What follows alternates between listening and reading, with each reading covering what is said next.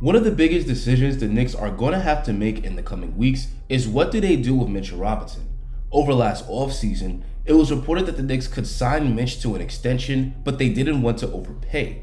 The most they could have offered Mitch was a 4-year, $54 million extension, but ultimately, the Knicks and Mitchell Robinson didn't reach an extension and they chose to see how he plays this season. So far this season, Mitchell Robinson's play on the court has been a roller coaster. To be fair to him, he didn't get to train much over last offseason due to recovering from his foot injury, and he was adjusting to a new body after gaining a lot of weight over the offseason. He got immediately thrown into the fire after no training camp, and his conditioning was noticeably off, and he was much slower than usual. But Mitch is playing really well as of late. Over his last 10 games, Mitch is averaging 11 points and 9 boards a game and shooting 84% from the field.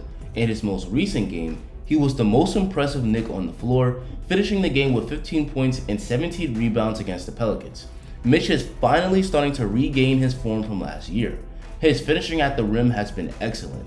He's got good size and athleticism, and he has great hands, which makes him a good lob target.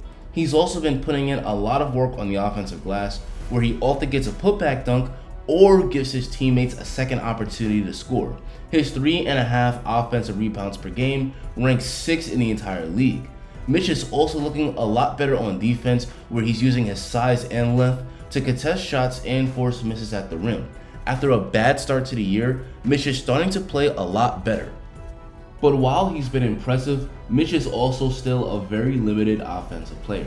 There was one play where Mitch crossed his defender and finished at the rim against the Hornets, but a play like this is a rarity.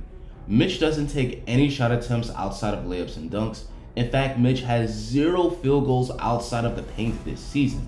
He doesn't attempt any mid-range jumpers despite hinting at it in the past.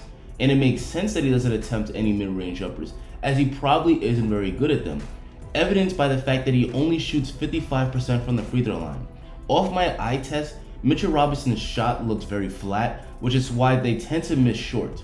He needs to put a lot more arc on it. Mitch needs to improve and become at least a 70% free throw shooter.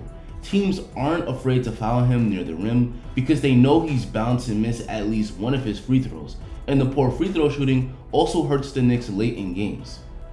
But while Mitch has his weaknesses, the way he's playing recently definitely is encouraging.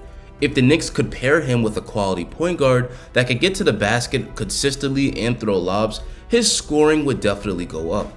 It'll be interesting to see what the Knicks decide to do with Mitch in the coming weeks. The Knicks could still offer him an extension and lock him up long term. Or if the Knicks want to see a larger sample size from Mitch, they could wait until the summer to try to extend him.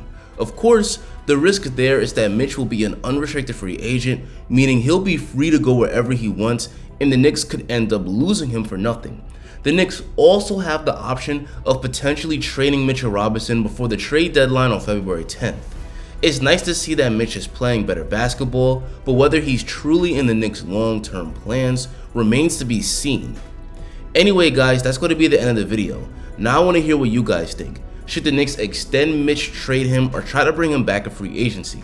Tell me in the comments. Make sure to drop a like and subscribe if you enjoyed this and want to see more dope content just like it. Thanks for watching and have a great rest of your day.